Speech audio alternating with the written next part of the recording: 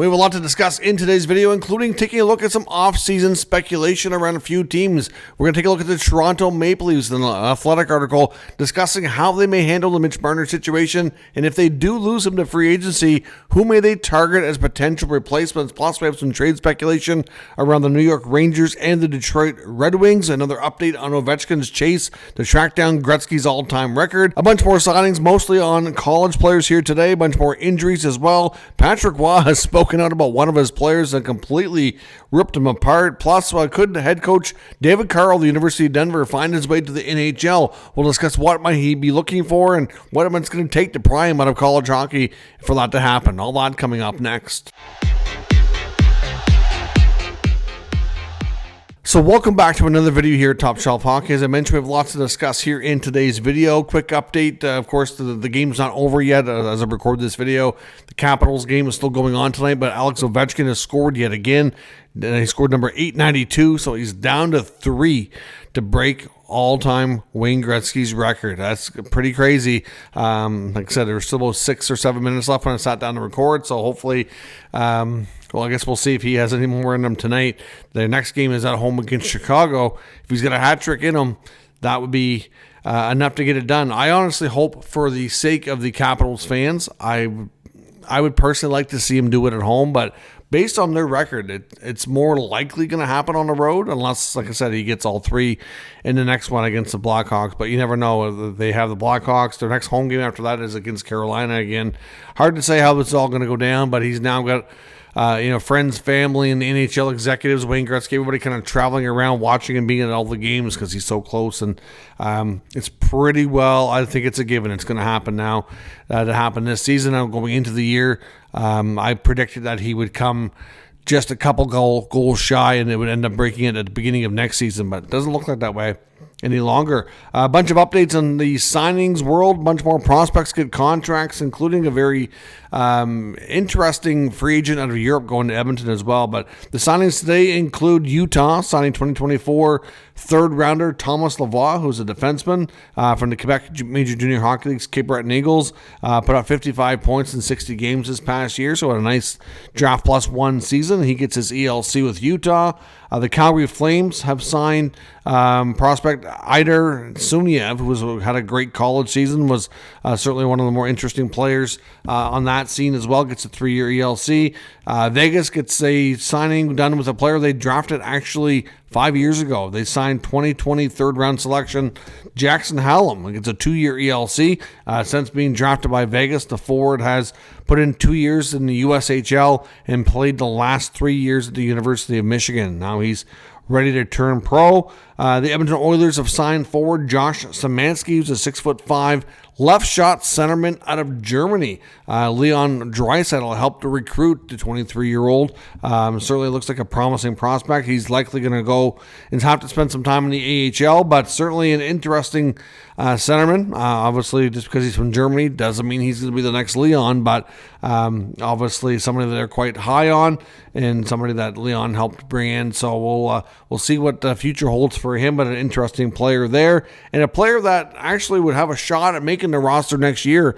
Also, 29-year-old Edmonton Oilers signed the one of the top scorers in the SHL, defenseman David Tomasak, who gets a 1-year deal for next year, $1.2 million. He actually played in North America about a decade ago, and then has played in Europe since, and he's played on 6 different teams. He's 29 now, so he's definitely looks like a bit of a late blooming type of guy. I've seen reports suggesting that Stan Bowman had gone over during the Four Nation break to actually watch him play, to see up close and personal. So an interesting D-man there. I'm not sure what that'll mean and how it'll translate to the NHL, but going to be an interesting player when it comes to training camp in the fall. As I mentioned as well, some updates on rosters and injuries.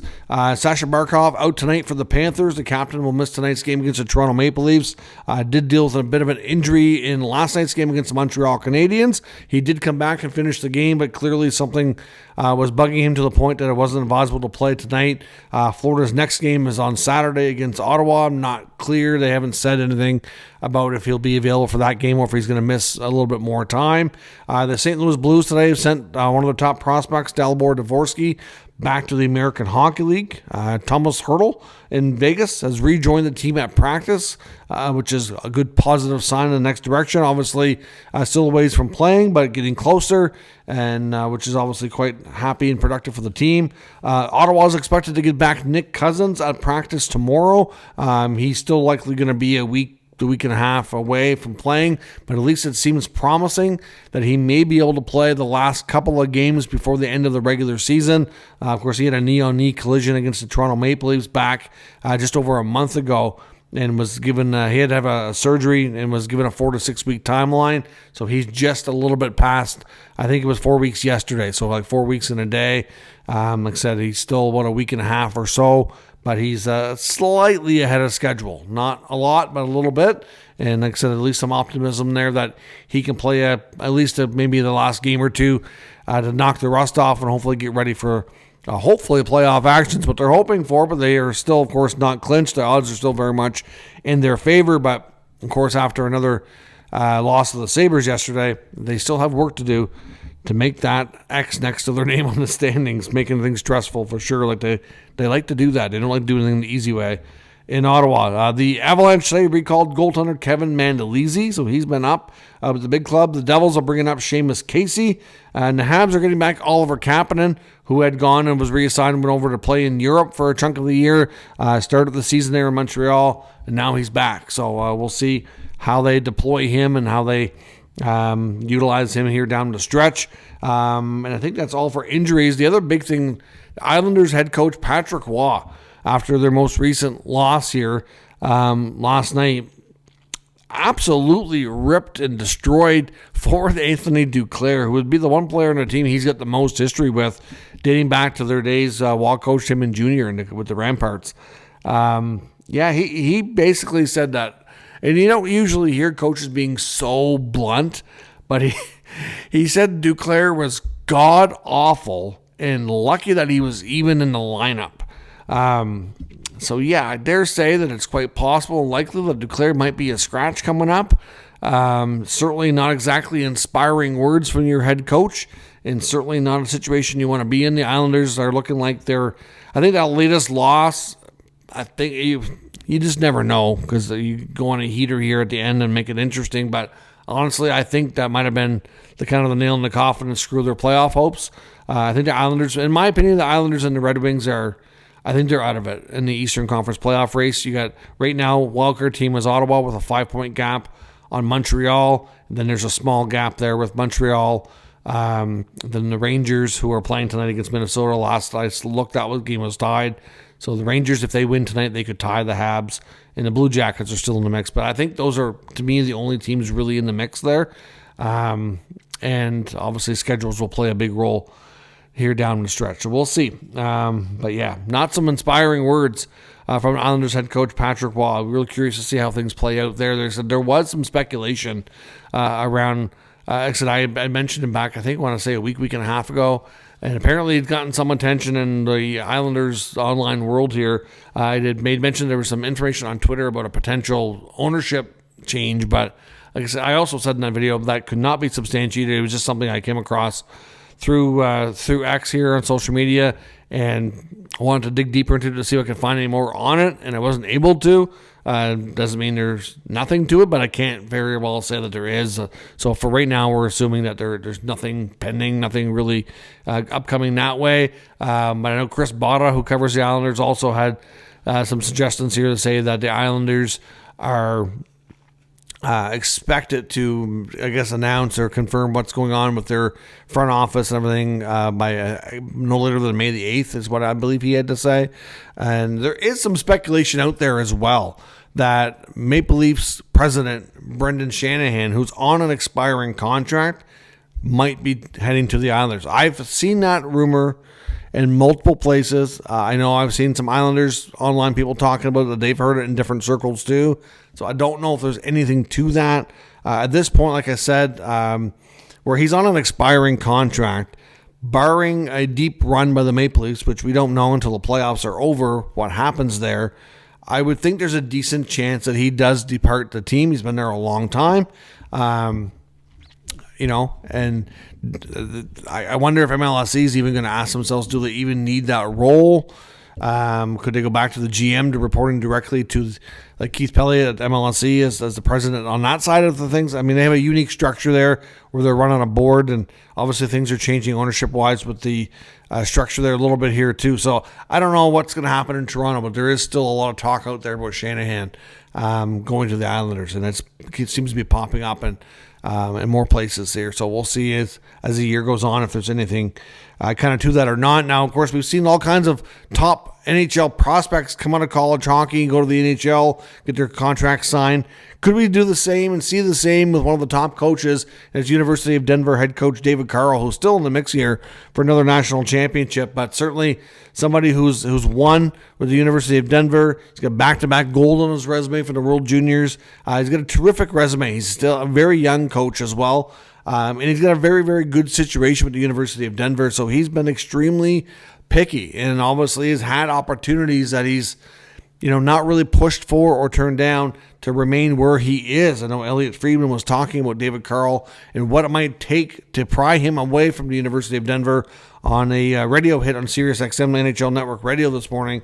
And basically he said this. He said the Blues talked to him last offseason, and part of the issue that why they never proceeded with him was what he called sticker shock, because David Carle's looking for, with his resume, he's not just any new first-time coach, so he's looking for probably a little bit more money than a lot of first-time coaches are willing to take. Apparently, the average salary for a first-time NHL head coach is around $1.2 million. Now, we know he's looking for more than that. How much more, I don't know. Elliot didn't get into that, just saying it would have to be a substantial pay raise over that to make it happen for him.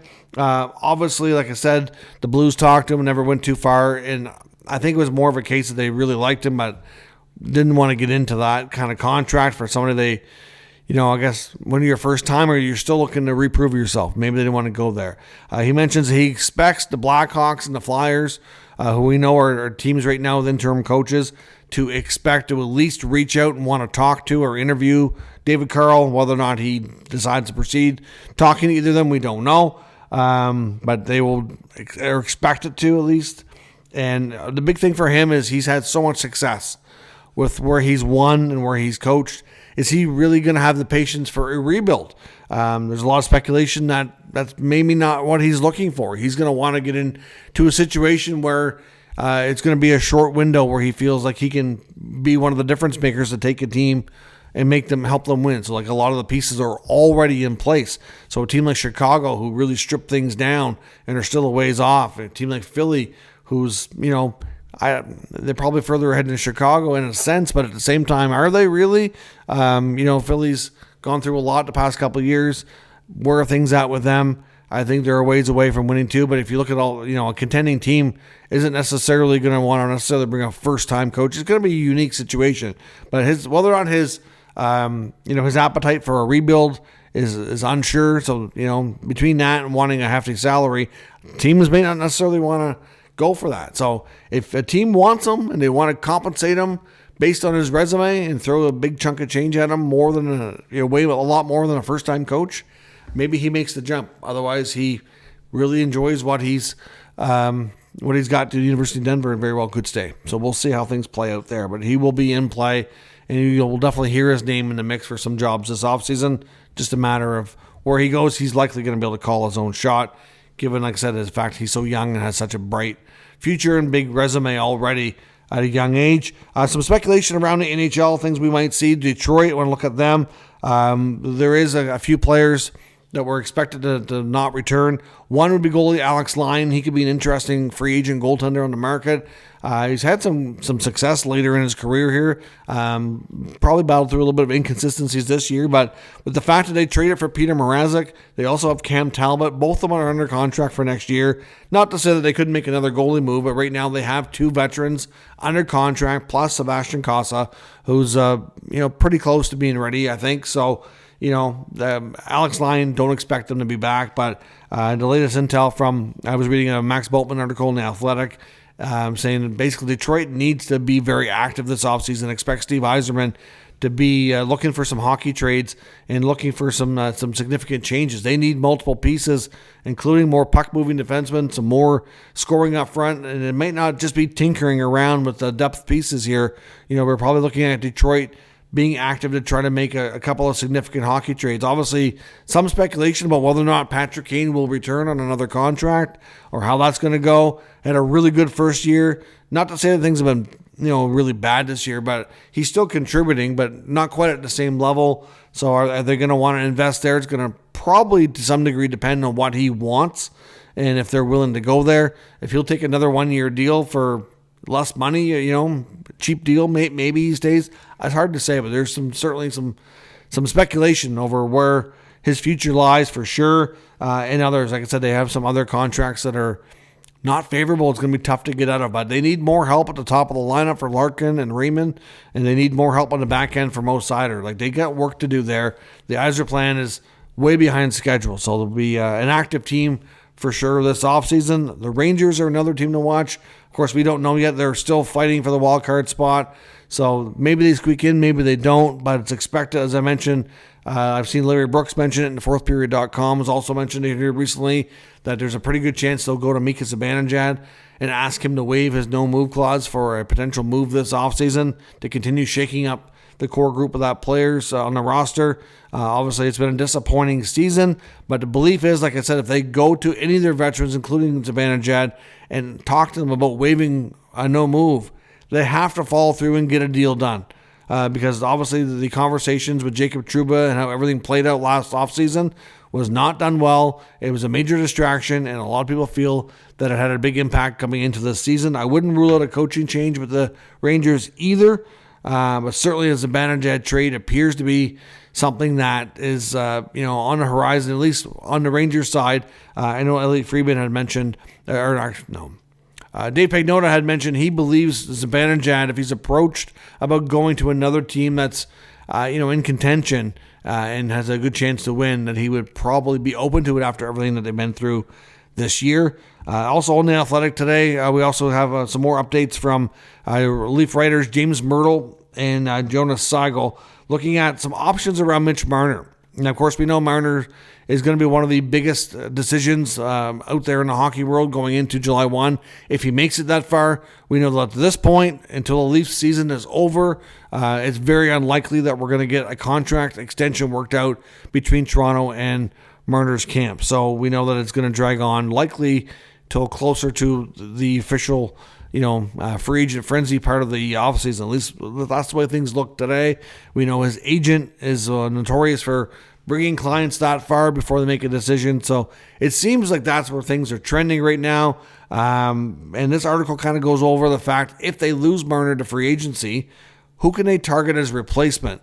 And they acknowledge the fact that it wouldn't be a ton of big names. It's probably going to have to be, instead of spending, say, $14 million or $13.5 or a big number on Marner, that maybe they get 2 scoring wingers, for example, making, $5, $6, $7 million a piece, right? And the main names that were covered were Nick Ehlers and Brock Boeser. Of course, both have an uncertain future with their existing clubs. I think Boeser is very likely to leave Vancouver. Ehlers is, I put it at probably 50-50, but it's hard to say right now. I think a lot of it's going to depend on how the Jets do in the playoffs. If the Jets have another quick exit after another phenomenal regular season, then they'll probably want to make some more changes there. Now, can Boeser and Ehlers replace Marner? No, they absolutely can't. But you're not going to find anybody else that's really even close to his skill set that is anything that's close to a comparable on the open market that you can just sign and bring in and say, okay, well, this is what we're doing. Obviously, with Marner, if he did depart, it would certainly increase the chances they keep John Tavares. There's a decent chance Tavares stays anyways, but as we talked about yesterday, he's having a strong year. He's really, I think, played a little bit with a chip on his shoulder this season. It's kind of trying to show, like, I'm not washed up. I have a lot left in the tank. I still can contribute at a high level, and he's proven that. So he's shown his value. He's shown his importance. How much of a haircut on his salary is he willing to take to remain with the Leafs? We know he wants to stay, but how low will you go to make it happen? I think it's fair to say he's been overpaid at $11 million. As it turned out, has he been a bad addition to the team? No, he's been great in many ways. He's been very consistent, very productive.